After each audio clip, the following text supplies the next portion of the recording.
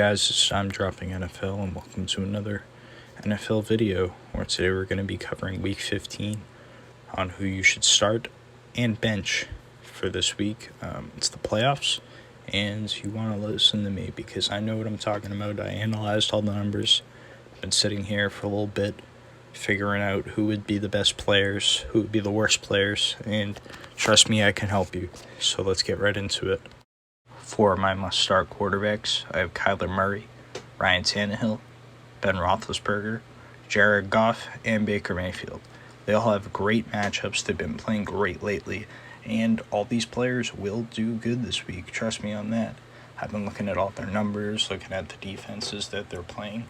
I think they'll be good, especially at the level they've been playing. Kyler Murray has been a little bad the last couple weeks because of his shoulder injury versus the Patriots, but I think he's back this week, back to 25 plus points, especially against this Philly defense that Taysom Hill dropped 17 on my bad.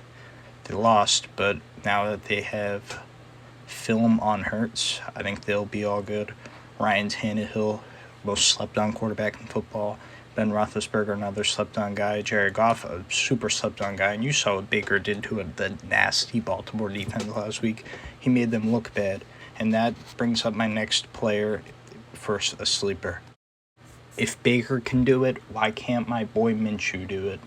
This brings up my sleeper of the day at the quarterback position, Gardner Minshew. He has been playing pretty good. In deep leagues, this is a great pick. He did get benched, but when he wasn't benched, he had 20, 23. He had 9 1 week against the nasty Miami defense. You saw what they just did to Mahomes, though. Then he had 21, 20, 19, 19, 13 last week, again, against a great defense. And Baltimore's kind of run down after that week versus Cleveland. So I think that Minshew can dot him up. I think he's going to be back in his groove this week after a hard game against Tennessee that they got smoked. But if Baltimore smoke on them, that means they're going to throw the ball more, which gets more points from Minshew. So this is why I have him as the must-start sleeper. My must-bench quarterbacks are Andy Dalton, Cam Newton, Tua Tagovailoa, Kirk Cousins, and Matt Ryan. Tua is a very controversial one because of how well he played against Kansas City. But the Patriots are all defense. That's their entire team. They're pretty garbage. That's another reason why Cam Newton's on here.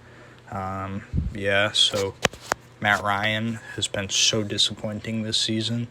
He doesn't get any points. He never really does. I don't see anybody in the playoffs this far. Matt Ryan starting, actually. We got Andrew Dalton versus San Fran, who's a pretty good defense. Just Andy Dalton ain't that amazing, especially with Zeke playing very bad. And Kirk Cousins, he's not doing anything against that Chicago Bears defense. You know that. So this one might get a lot of you mad. But my must bench player of the week is Jalen Hurts. This man did kill it last week. I'm not taking anything away from him. I think he played amazing last week. But also, they didn't have any tape on him. They didn't expect him to come in and play the way he did.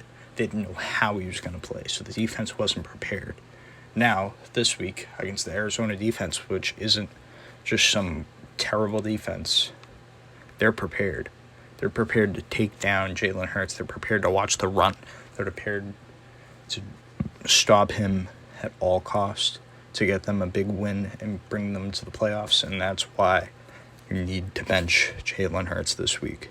So for running backs, my must-start running backs are Cam Akers, Johnathan Taylor, J.K. Dobbins, DeAndre Swift, and Raheem Mostert.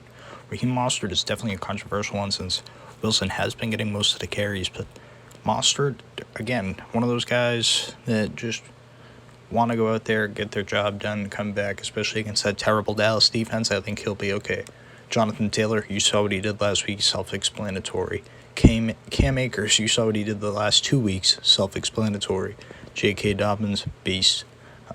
He's going against another kind of trash defense.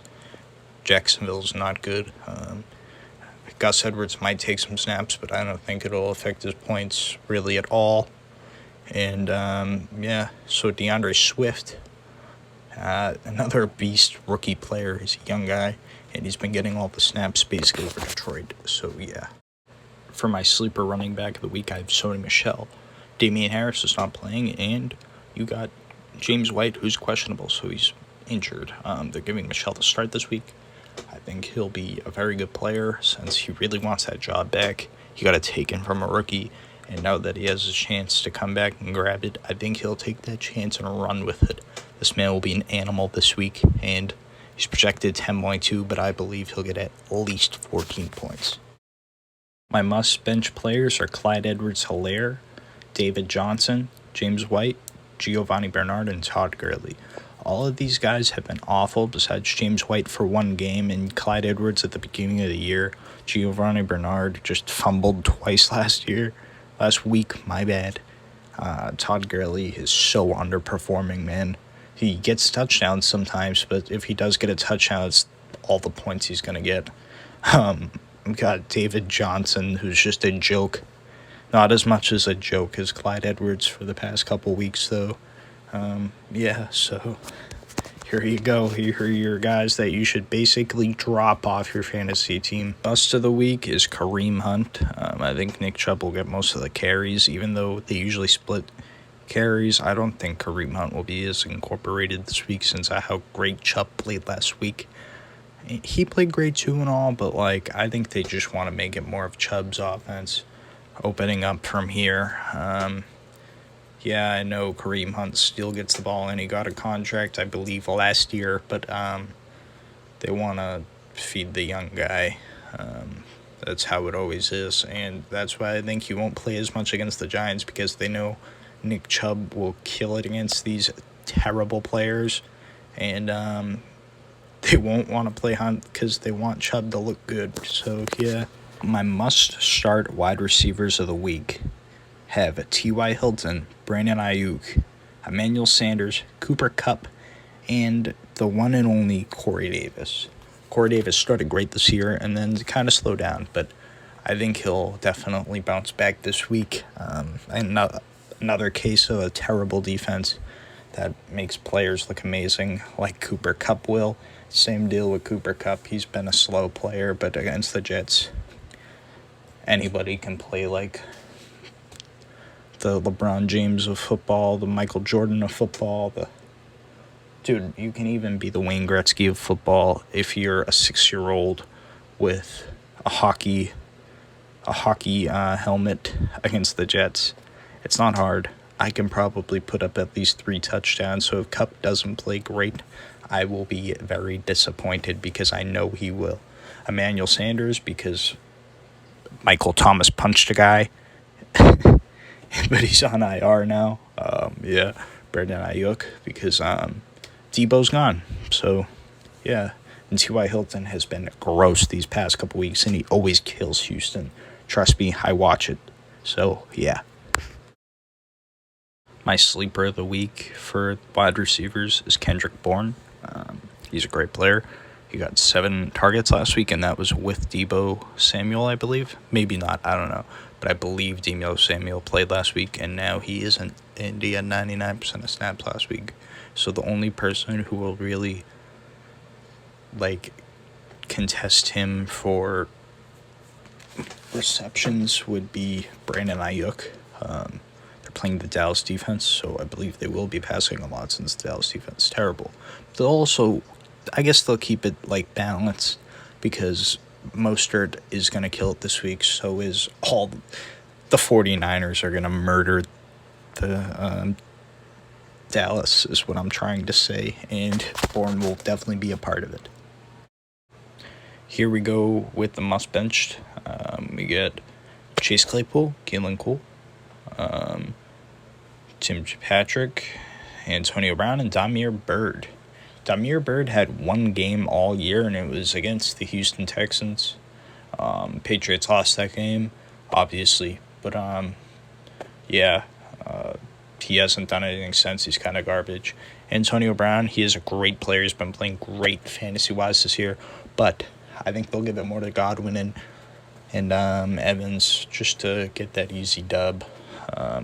Give Brown a break, This is a big divisional game, so I don't believe they're going to be slinging it down the field. So even though Ronald Jones is gone, it won't really be a big game for him. Next, we got Keelan Cole. He hasn't been good. Claypool is a great player. He's just, I don't know, man. I'm not feeling him against Cincinnati, especially with Johnathan, Eric Ebron getting the ball a lot more. And yeah, Tim Patrick, they're going to give the ball to Hamler. Like, come on, man.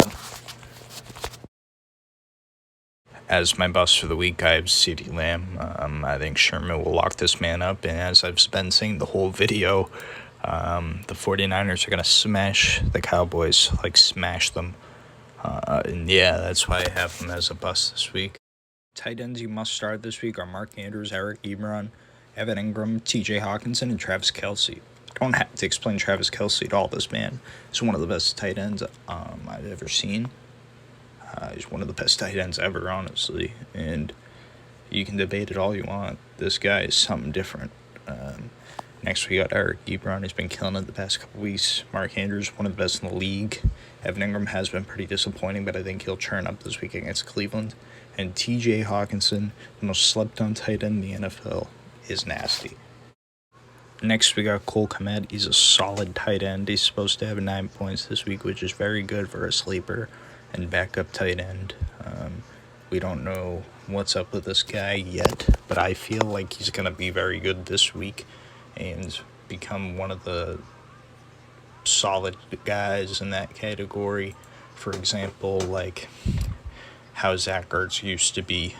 He might be a Zach Ertz tier tight end when Zach Ertz was actually good at football. Yeah, he's projected 9.3 this week in PPR, which, if you're not playing PPR, what are you doing, man? And yeah, for my fantasy tight ends to bench, you got to bench Jordan Akins. You got to bench Zach Ertz. You got to bench Dalton Schultz. You got to bench Trey Burton. And you got to bench Logan Thomas. I know Logan Thomas has been playing very good lately, but no, not anymore, man. Trey Burton, on the other hand, has been playing god-awful, so don't start him. Dalton Schultz, he's projected like 8 points, but he's not going to get it. Zach Ertz, I don't like Zach Ertz anymore because of how he's performed this year. He's been so bad, and I traded for him because I needed a tight end. I ended up still having Rob Tonyan, who's a beast. But, yeah. Jordan Akins is just a joke.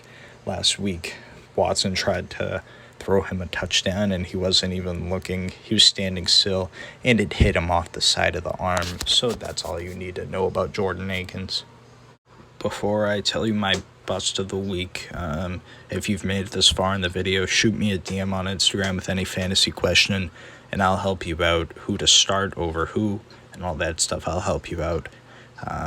But yeah, let's get into the bust. So by the way, I'll put my Instagram in the description. And yeah, so the bust of the week is Austin Hooper. He hasn't performed like he was supposed to, and he's just been an absolute bum, honestly. And yeah.